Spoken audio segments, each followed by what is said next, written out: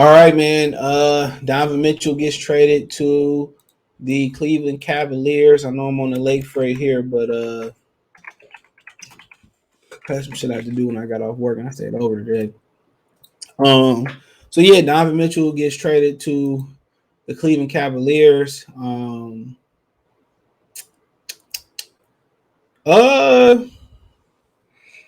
I know Knicks fans are mad about it. Um, but the Cavs got a good team, and I think it's a great fit for Donovan Mitchell. But think about Gobert went to Minnesota, right? And Mitchell with the Cleveland, they didn't go to no barn burner markets neither. Think about that for a minute. They didn't go to like L.A. or Boston or Miami to no glamour market. So shout out to the small, the mid and small. It only big and small markets in the NBA. And shout out to them going to big markets. So Donovan Mitchell trade, Cleveland Cavaliers acquire Utah Jazz guard per sources. They could have worded that a lot better. So it says that 2 months after dealing with NBA All-Star, dealing all NBA All Center Rudy Gobert, Minnesota Timberwolves, the Jazz would trade All-Star guard Donovan Mitchell to the Cleveland Cavaliers. Yahoo Sports report, Chris Haynes report. Shout out to Chris Haynes. Cleveland was in Colin Sexton, who they probably signed and traded. That wasn't nothing. Lloyd Marketing, which was really nothing. They weren't planning on using him neither. Ochai Agbaji, whoever that is, to Utah in the trade, but that is hardly the Hall Chief Jazz executive Danny Ainge sought in exchange for Mitchell. Ainge wanted draft picks, and he got 3 unprotected first round and second round swaps in the deal, according to multiple reports. My thing is this: they're gonna be a playoff team. They didn't had enough draft picks over the last 20 years. LeBron James, Deion Rader, Kyrie Irving traded Andrew Wiggins for Kevin Love. Anthony Bennett. So they I like that. This brings a total return of 2 centerpieces of Utah, 5 straight playoff appearances, 7 straight first-round draft picks, 6 unprotected, 3 first-round pick swaps, plus the 2 first-round picks from this year's draft, Ajabli and Walker Kessler, Sexton, Laurie Markkinen, Malik Beasley, Jared Vanderbilt, Leonardo Balmoro. The Jazz overall received Patrick Beverly and the Gobert. He got swept to Utah. Jazz Sexton, a restricted free agent, will sign a 4-year, $72 million contract to facilitate the trade per Haynes. There you go. And the thing about him is he wasn't no team player. They say he was very selfish. I remember he got there as a rookie, and the veterans turned on him instantly. Instead of showing him the ropes, they go to leak shit out to social media, leak stuff out to NBA insiders. And I ain't like that. But they say he's very hard to deal with, and that's why nobody signed him. And obviously coming off a knee injury, I think a meniscus injury or whatever knee injury he missed all last year. So that hurt him as well too. But very hard-nosed, blue-collar, tough guard, Colin Sexton. And they really didn't get nothing for Donovan Mitchell. That I can't believe the Knicks couldn't put no play together. Because this deal, they didn't get nothing. They got 3 first-round picks, and they're not going to be high. So, I mean, they got Darius Garland and Jared Culver, and then they got Evan Mobley. The reason this worked, Donovan Mitchell is one of the worst defenders in the National Basketball Association, right? He's one of the worst defenders, but now you put behind him Jared Allen and Evan Mobley. Now that don't matter as much, kind of like in Utah, but with double protection, right? Then you say, well, where do you see this trade really not working at? Garland need the ball, Mitchell need the ball, right? And they're undersized backcourt.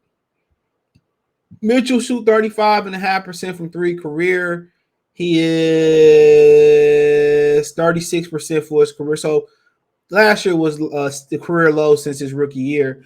So you're around the 36% mark. So you look at Darius Garland, who was a fantastic guard. He like having the ball in his hand. So it's pretty much like doing the Colin Sexton thing with a known commodity in Donovan Mitchell.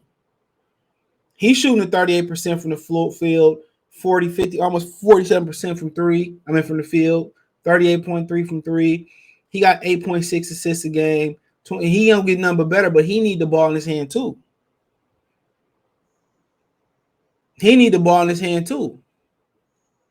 So that's something to think about for a minute. So how is it going to work, with him Who gonna have the ball? And obviously, it got to be Darius Garland. He's 6'1" and Mitchell 6'2". So, like I said before, that's a very, very undersized backcourt.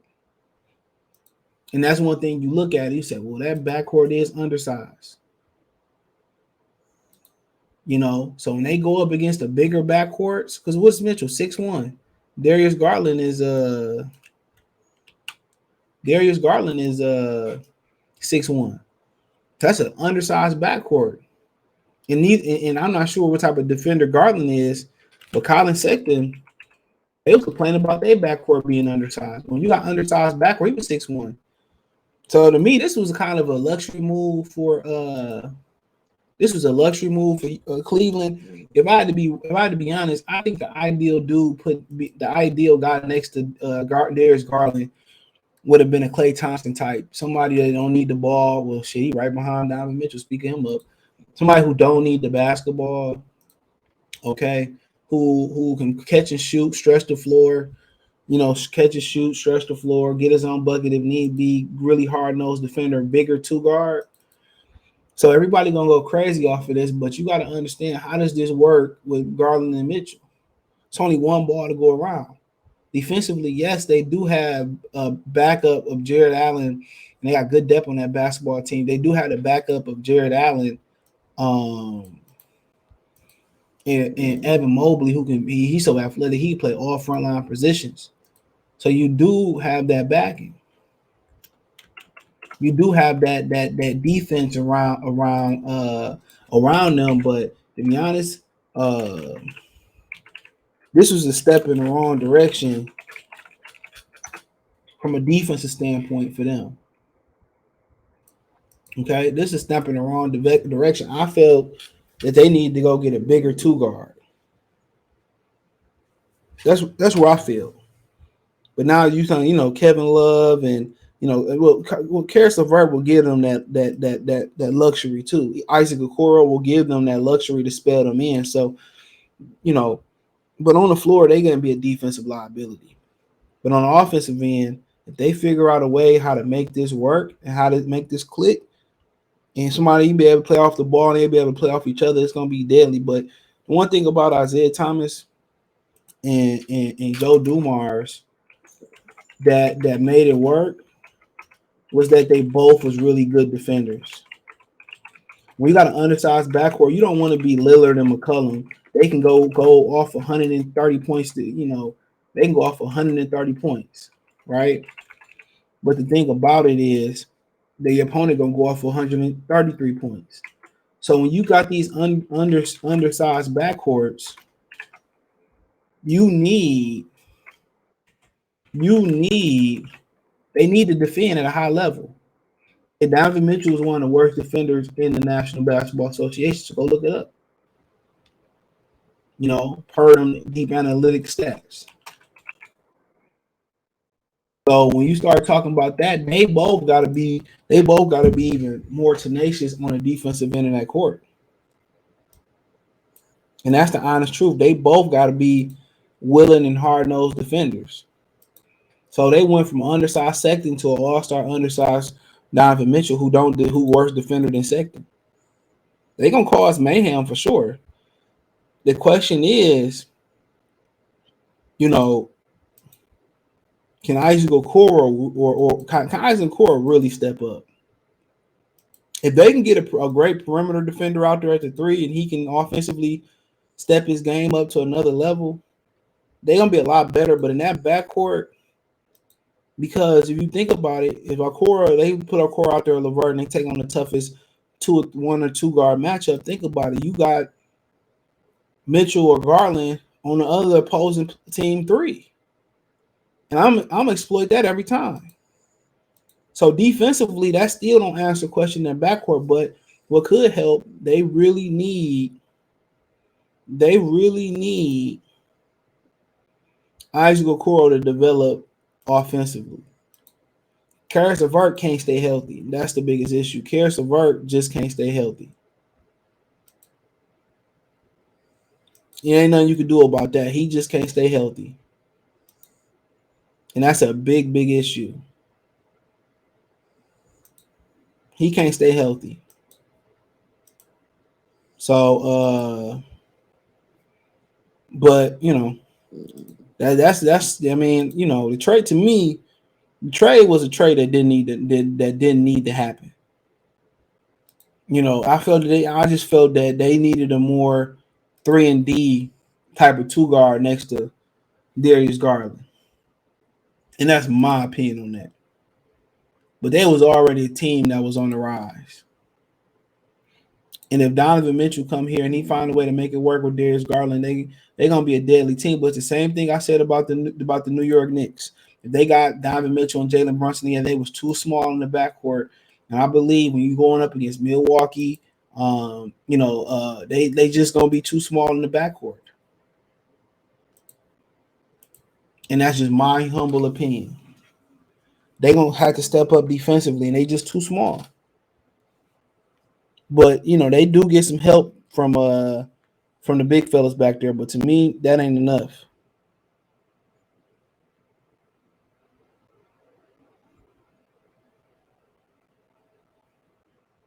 You know, so but yeah, I understand for a market like Cleveland, you got to go for it. If they can find a way to defend at a high level in that backcourt, and they can find a way to play together offensively, Cleveland could be in the championship. And them some big ifs, but Cleveland could find themselves in the championship real quick, fast, and in a hurry. But I thought they should go with a bigger two guard back there. But then again, you can talk about who available, who not available, and the whole nine. So I do understand that from that standpoint of view. But check out my NBA Talk playlist. Thumbs up the video, share the video, subscribe to the channel. Next subscribe button is the bell icon button.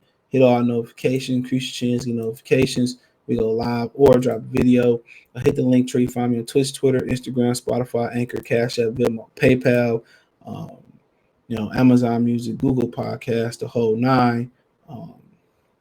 So yeah, I do appreciate everybody for tapping in. Let me know what you girls and guys think. Comment section. Peace.